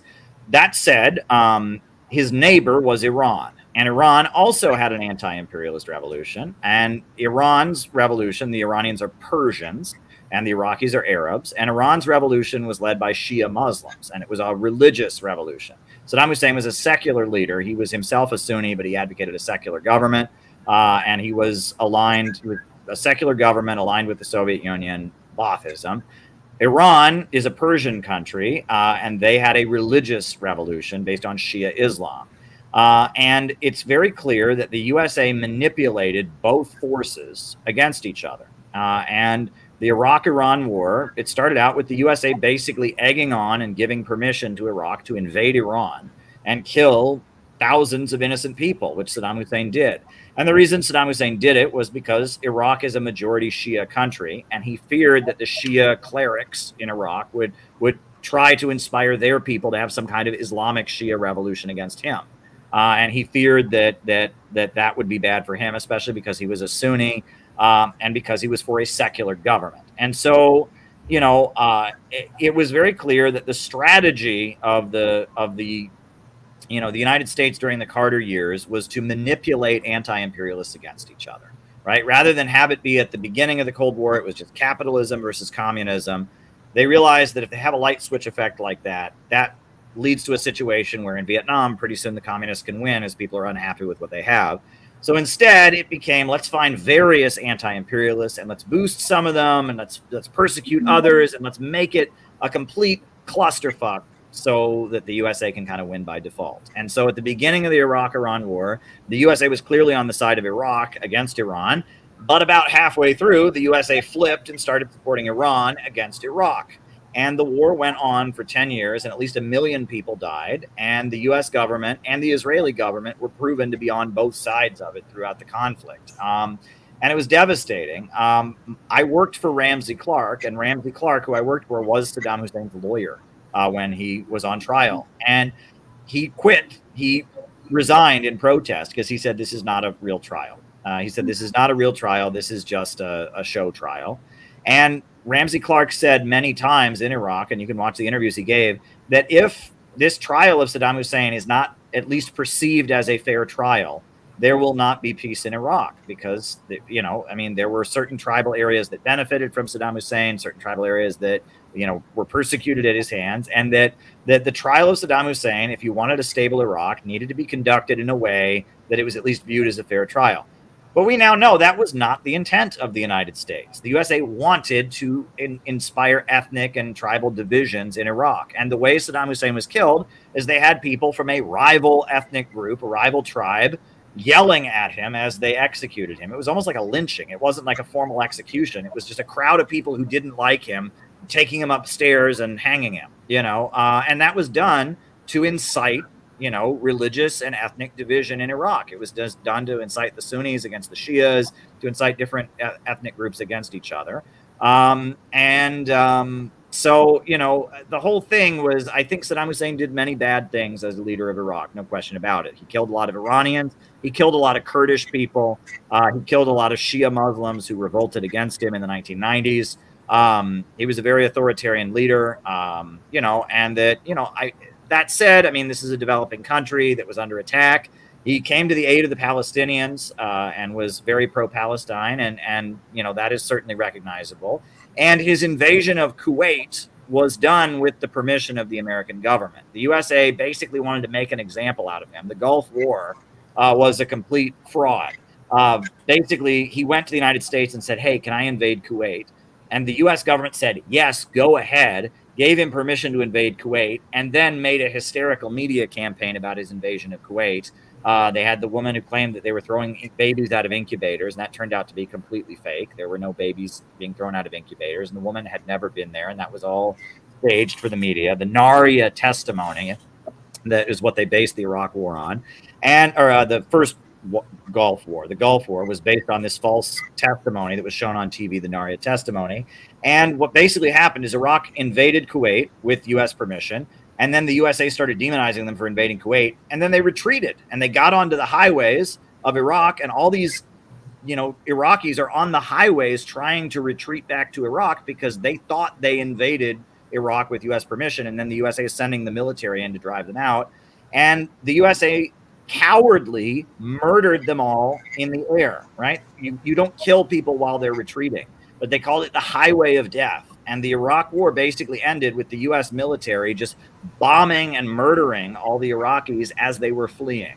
It's a nuanced situation, but the United States, they use Saddam Hussein sometimes. They tricked Saddam Hussein into doing things on their behalf, but Saddam Hussein presided over trying to raise Iraq up to be a modern country using socialist planned economy aligned with the Soviet Union. So it's a mixed bag. But that said, supporting Saddam Hussein now is completely ridiculous, right? Because the Baathism in Iraq is over. It's just done, right? Iran is the center of anti-imperialism in the Middle East right now, and that's very clear. The Houthis are aligned with Iran. Hezbollah is aligned with Iran. Iran is who the Israelis are targeting.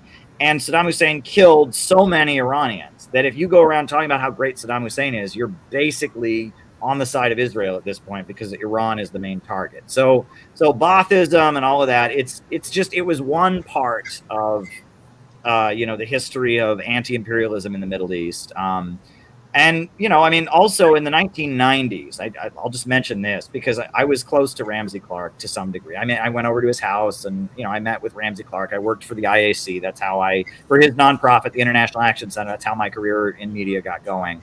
And one of the best things that Ramsey Clark ever did was in the 90s, the USA put these horrendous sanctions on Iraq that wouldn't allow them to have medicine, wouldn't allow them to have chlorine to purify their water.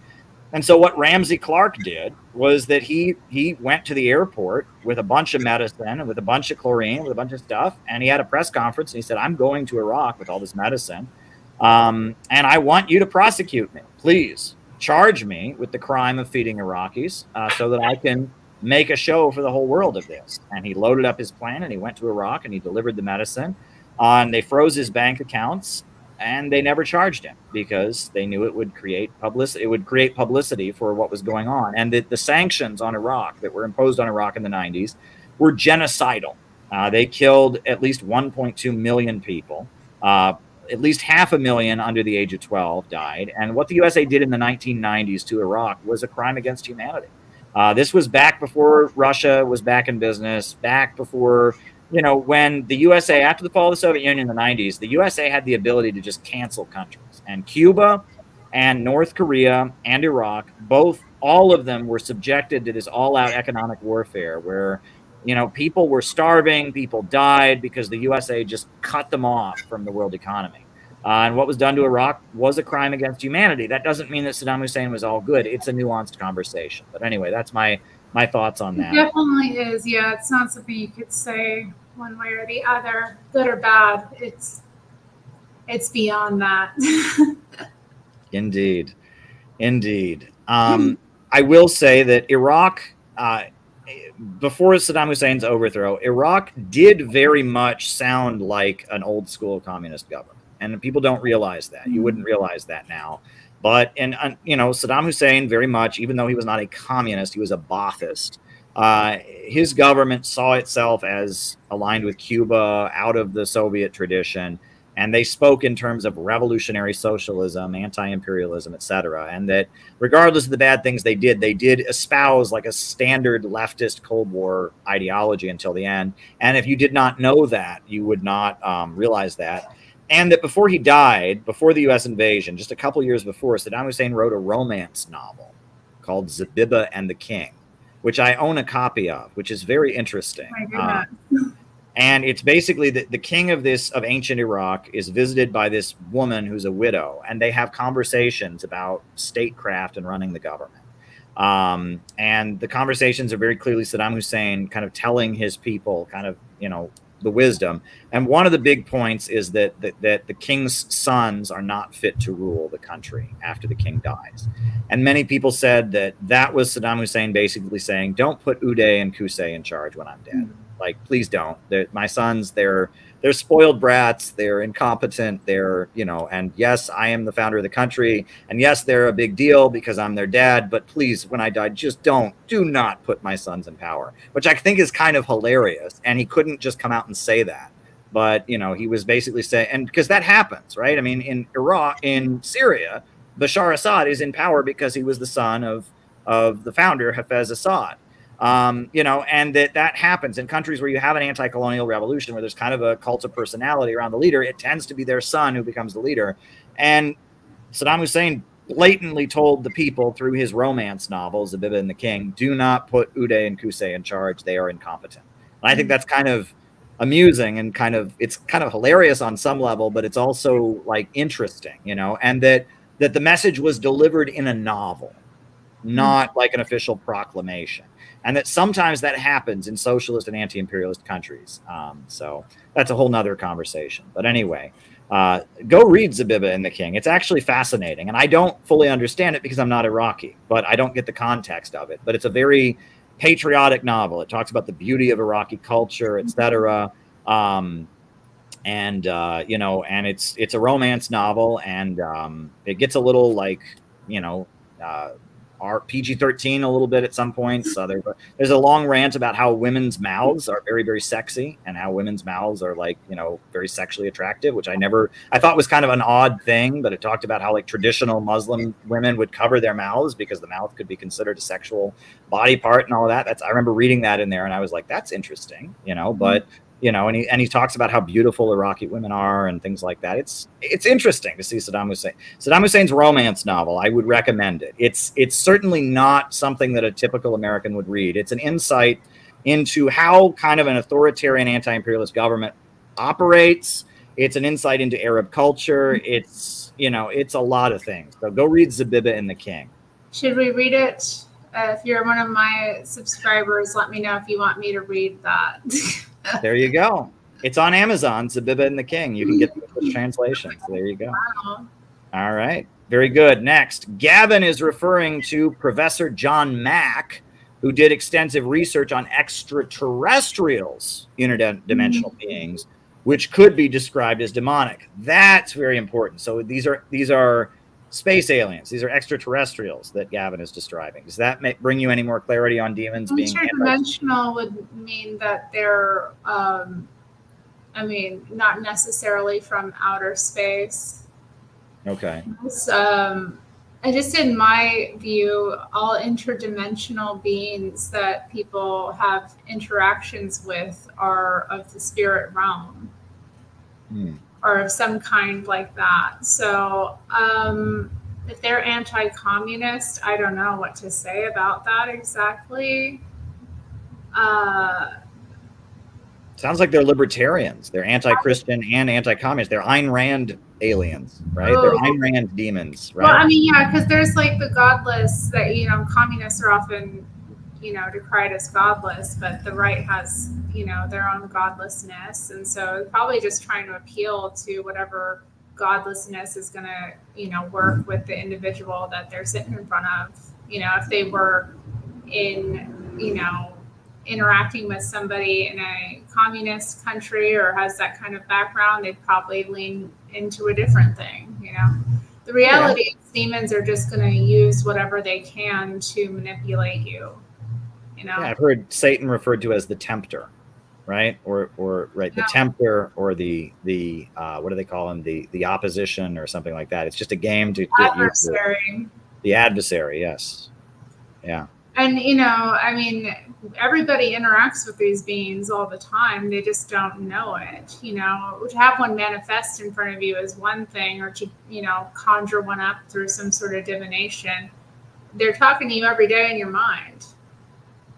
Wow. You think your thoughts are your own. They're not a lot of the time. So for those of you watching who have intrusive thoughts, who have thoughts that are condemning you, that's not from God. That's not you. And you need to start to recognize that so that you can overcome the spiritual, forces that are trying to destroy you. We call it ourselves, we blame ourselves because we're used to hearing it in our head. So we think it's us. But that's how the devil gets in. Wow. So, and don't argue with them either. Just be like, notice it and don't interact with it. And these things will kick up and get angry. You'll see them get even louder. But over time, you watch it, they'll start to dissipate. Wow. So anyway, yeah, just a little bit of tidbit, you get those thoughts in your head sometimes condemning you. That's not you. That's spiritual warfare that you're going through. Wow. So everybody's interacting with them, but you don't know because you haven't been shown it. You haven't been taught it. Most people aren't aware. It's everybody goes through it. Well, this is one thing about, I will say that in as I delve into this line of thought, right, I never would have considered a lot of this stuff years ago. But as I've become more religious, and I do attend a church. I'm not a member, but I do attend a church that I'm very close to. That we have a bond over the fact that we both support North Korea. One thing that is clear is that part of the way Satan gets to you is when you're alone, right? You need to be around other people, right? And the pandemic, the lockdowns was very convenient for that, right? Yeah, people had breakdowns completely. Yeah. I mean, I went through a total spiritual transformation because of that. The isolation totally changed me. That's why I became a Christian again, actually. Oh, wow. Yeah. Because of the isolation, it forced you to re-examine your faith. No, it's because of the recognition of spiritual warfare. I see. Okay. Yeah. I realized, I kind of had an awakening. Wow. And that also practices that have been done spiritually. So when I was a communist activist, especially after Occupy Wall Street, I would, how you get a song in your head? I would get a chant in my head. Right. And chanting at protests, right, is something communists do, is something people generally do. But if you actually look at the history, chanting goes back thousands of years. It's a religious practice, right? It's a way that people pray and all that. It has spiritual power. Chanting does. If you chant a phrase, you say it over and over and over again, it becomes more true when you say it, right? So, and that's something that a lot of people don't think about because they will chant really ugly things, right? Yes. And if you chant really ugly things, you're putting ugly spiritual energy into the world. But if you chant something really, really beautiful, that's a good thing. Like, for example, the Hare Krishna religious sect, they chant the name of God over and over and over again. And they chant, Jesus, Jesus, Jesus, Krishna, Krishna, Krishna, Allah, Allah, Allah. They just chant the name of God all day long because they believe it brings holy energy into the world. And they believe that all the major religions are different faces of God, right? And that chanting is a very spiritual thing that communists who claim to not be spiritual at all do, right? They do chanting. And if you go back to India and ancient India, you go to the Eastern countries, a lot of religious practice involves people just chanting a phrase over and over and over again. And then, the Catholic Church, they do the Hail Marys, they do the prayers, they just recite over and over and over again. But if you want to train yourself to think in a different way, a great way to do it is to just repeat things, right? What do you think? Well, yes, but the real prayer happens when we don't do any of that. Where we actually let ourselves listen to God and what He has to say to us. So, for example, there's when Jesus opens up the Lord's Prayer, He tells us not to, pray like the pagans do, which is to, make these vain repetitions. But instead to, go into our closet and, give thanks to God, basically. He then gives us the Lord's Prayer. So, yeah, somebody repeats it. Use not vain repetitions. And, yeah, that's really popular amongst the New Age now. People are always doing the affirmations, But instead, what Christianity gives us is this situation, and in the Lord's Prayer, it really, I think, and how I interpret it, it's like meant to be how we approach the moment, as well, because we're giving gratitude to God for all the small things that he gives us. We're not asking for more. We're not, other than to like bring about his kingdom, and to be with him. So I don't know. I don't, but then I like listening to Gregorian chants, and I love songs and that kind of thing. So I don't think I don't know. But I agree with you about the chanting thing. And there are certain chants that can be really disturbing as well. And like I said, I repeated the Aleister Crowley quote about how magic is like when we bring our action in accordance with our will. So, I mean, there's something to, the words we say having power. There's power in the word and the tongue as well. So I think there is something to, making certain statements, and we do need to watch it if our statements are negative or if they're positive. Sometimes we speak curses out or blessings. We want to be speaking blessings out with our tongue. So I don't know. I mean, it's a complicated thing, but indeed. All right. Well, our last super chat are gypsies lumpin'. So is gypsy a PC word to use? Aren't you supposed to say Roma people? I don't know. I know very, very little about this topic. Do you know anything? Well, Terri? I don't care about being politically correct, for one. I try to be not. But I will say, no, some gypsies are lumpin', some are not. And not all gypsies are Roma. There's different types of gypsies as well. We don't talk about that. There are different people who are categorized as gypsies who have different lineages. So, the Roma people are probably the biggest group that are called, but not all of them are lumpin'. Some of them are normal people. So it's an ethnicity. Got away from that ghetto lifestyle, and they're living their best life. So does the word gypsy refer to an ethnic group, or does it refer to a kind of a semi-criminal? What does the word mean? I just know that in old novels and stuff in Europe, it's a group of traveling people in Europe or something, right? It's not necessarily ethnic. It isn't necessarily ethnic, although it is used to describe an ethnic group of people. So the Roma people are, but they're not the only people who get called gypsies or who are considered gypsies. I watched years ago, there were these horrible reality shows I got into. There were, there were two shows that I watched. There was My Big Fat Gypsy Wedding. And this deals with a gypsy community in the USA. And they have these extravagant wedding gowns that are just out of this world. Like, if you see them, I don't know if anybody's seen them, but they're wild. They're massive. You can't even get them into cars sometimes. They have to have people help them walk down the aisle. They're huge. They're flamboyant. They're brightly colored. So they become people of interest for this reality show. And of course, they're gypsies, so their lifestyle is all kind of lumpin', really. I mean, it's entertaining. But they had a spinoff as well with some of the women that were on the show called Gypsy Sisters. Now, these women were, Roman Shawl, I think is the name of the ethnic group they belong to. They're white people, technically. They're European descent,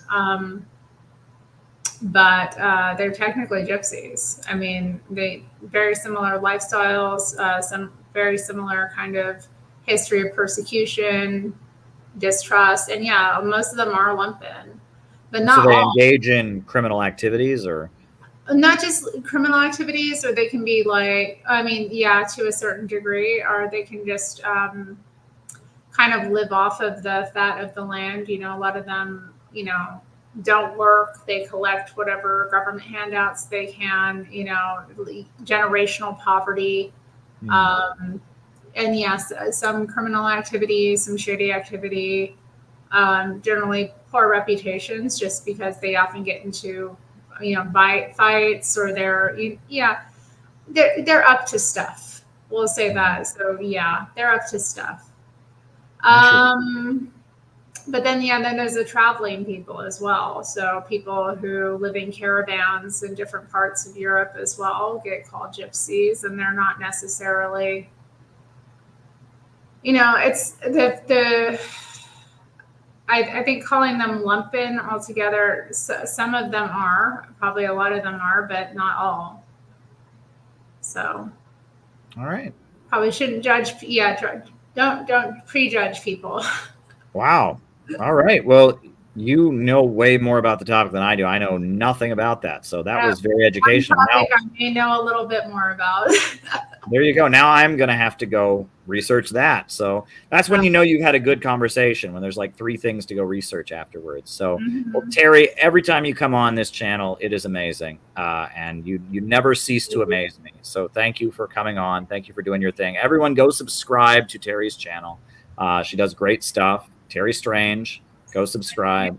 For my guests that are here too, you know about Caleb. If you're not subscribed, please do. All right. All right. Well, anything you'd like to say before we call it a night? No. All right. Well, it's just struck midnight here, so I'm going to say good night. So good night, everybody. Bye.